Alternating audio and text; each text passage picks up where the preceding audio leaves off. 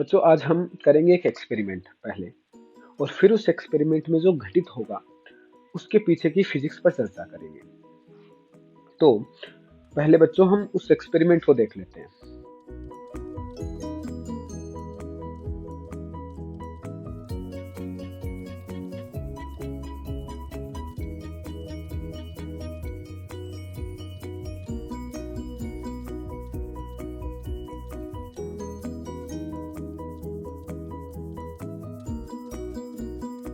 तो दिखने में ये बड़ा जादू जैसा दिख रहा है, लेकिन यहाँ है नहीं। तो अब इस एक्सपेरिमेंट के पीछे की फिजिक्स क्या है, ठीक है, वो देखते हैं कि ये कौन से सिद्धांत पर काम करता है और उसकी बात करते हैं। तो ये जो हमने एक्सपेरिमेंट देखा कि एक इंडक्शन के ऊपर एक एक एल्यूमिनियम फॉइल रखी और वो जंप कर रही है, वो कौन से सिद्धांत पे काम कर रही है? उसका जो सिद्धांत है वो इलेक्ट्रोमैग्नेटिक इंडक्शन पे काम करती है।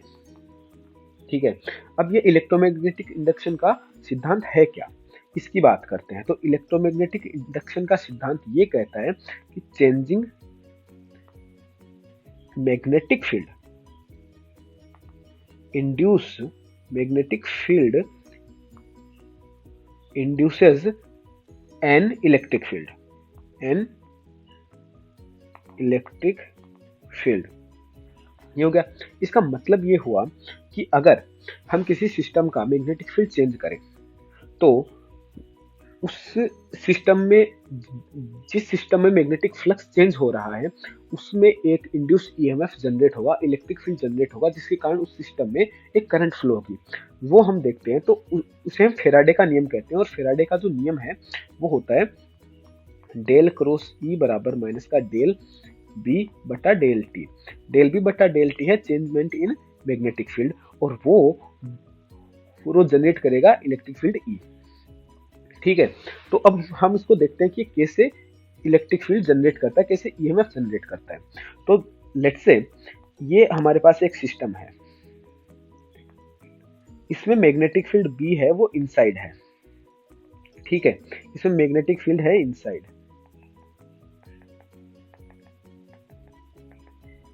और इसमें ये एक लूप हमने रखा है, ये रेजिस्टेंस आर लगा के, और इसको v वेलोसिटी से बाहर खींच रहे हैं इस लूप को।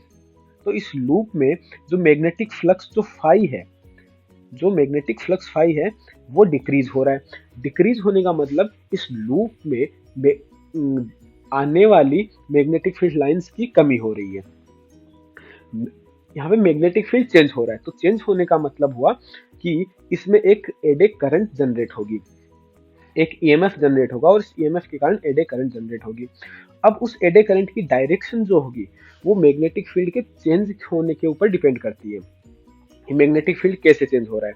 तो इस केस में हम बात करते हैं कि इनिशियली मैग्नेटिक फील्ड की लाइंस जा रही है, उसके बाद में v वेलोसिटी से इसको अगर हम इस साइड खींच रहे हैं तो उसमें मैग्नेटिक फील्ड लाइंस कम हो रही है, और इसमें जो करंट जनरेट होगी वो इस चेंजमेंट का विरोध करेगी।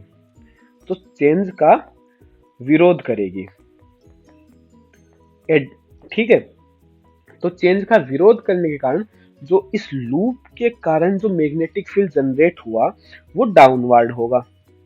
अगर वो डाउनवर्ड होगा तो जो करंट की डायरेक्शन है, जो एडे करंट की डायरेक्शन है,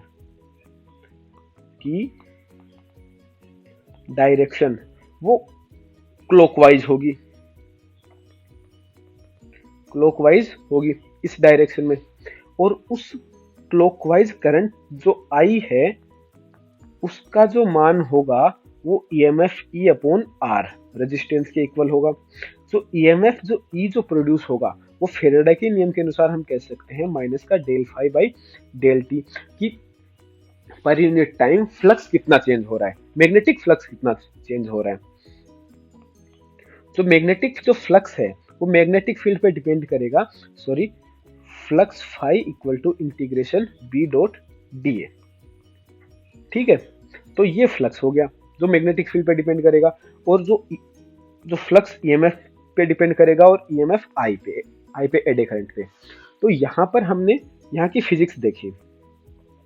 अब हम एक्सपेरिमेंट की बात करते हैं, हो क्या रहा है। तो अपना जो एक्सपेरिमेंट है, तो जैसा कि हमने एक्सपेरिमेंट में देखा कि पहले इंडक्शन में जो करंट है वो बंद है। तो पहले इंडक्शन की करंट बंद है। जैसे अब हमारा ये इंडक्शन है, हम यहाँ पर बना लेते हैं इसके इंटरनल सर्किट। यहाँ पर ये कॉपर वायर होते हैं इंडक्शन के अंदर, ये बटन हो गए, इधर ये एलईडी हो गई, यहाँ पे ऑन ऑफ का बटन हो गया, कॉपर वायर होते हैं, और यहाँ पे ये स्विच में लगा हुआ है।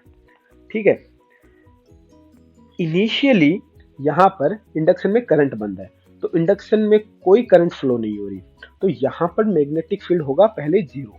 तो initially magnetic field B equal to 0। Magnetic field B 0 होने के कारण एल्यूमिनियम फॉइल पर कोई असर नहीं पड़ेगा। लेकिन जैसे ही हम इंडक्शन को ऑन करते हैं, तो इंडक्शन ऑन हुआ, ऑन होने के कारण क्या हुआ, इंडक्शन मैग्नेटिक फील्ड जनरेट करेगा, और इस मैग्नेटिक फील्ड की डायरेक्शन, मैग्नेटिक फील्ड की डायरेक्शन करंट की डायरेक्शन पर डिपेंड करती है। करंट की डायरेक्शन पर डिपेंड करेगी। लेट्स से करंट की जो डायरेक्शन है वो एंटी क्लॉकवाइज है, इस डायरेक्शन में है। ठीक है, अगर करंट I की डायरेक्शन जो है वो अगर एंटी क्लॉकवाइज है, तो राइट हैंड के नियम के अनुसार मैग्नेटिक फील्ड B जो है वो अपवार्ड होगा, बाहर की तरफ। तो इसे चेंजिंग मैग्नेटिक फ्लक्स के कारण एल्यूमिनियम फॉइल में एडे करंट जनरेट होगी। तो यहां पर इनिशियल मैग्नेटिक फील्ड 0 है इंडक्शन के कारण, एंड देन स्विच ऑन करने पर, यहां पर स्विच ऑन करने पर मैग्नेटिक फील्ड जो होगा वो ऐसे जनरेट हो जाएगा बाहर की तरफ, इसकी जो डायरेक्शन जो होगी वो बाहर की तरफ होगी। ठीक है, और इसके कारण अगर हम इस पे एल्यूमिनियम फॉइल रखें तो इसमें एडे करंट जनरेट हो जाएगी। तो अब इस एडे करंट की डायरेक्शन मैग्नेटिक फ्लक्स में हो रहे चेंज का विरोध करेगी। मैग्नेटिक फ्लक्स में, और हम ये देखते हैं कि इनिशियली मैग्नेटिक फ्लक्स जो है वो 0 है, इनिशियली 0, लेकिन टाइम के साथ ही इंक्रीज हो रहा है। तो फेराडे के नियम के अनुसार हम क्या कह सकते हैं कि इंडक्शन करंट को मैग्नेटिक फील्ड के बढ़ने का विरोध करना चाहिए, जिसके कारण एल्यूमिनियम फॉइल द्वारा उत्पन्न मैग्नेटिक फील्ड डाउनवर्ड होगा। तो इस कारण मैग्नेटिक फील्ड होगा डाउनवर्ड, और जो एल्यूमिनियम फॉइल के कारण, जो एल्यूमिनियम फॉइल के कारण जो करंट जनरेट होगी, के कारण जनरेट करंट की डायरेक्शन वो क्लॉकवाइज हो जाएगी।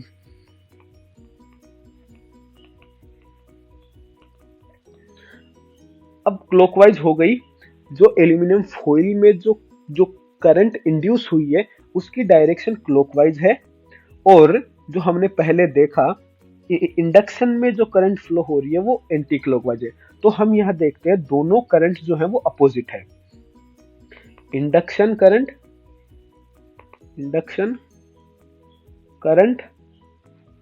Anti clockwise, and aluminium foil current FOIL current वो क्लॉकवाइज है।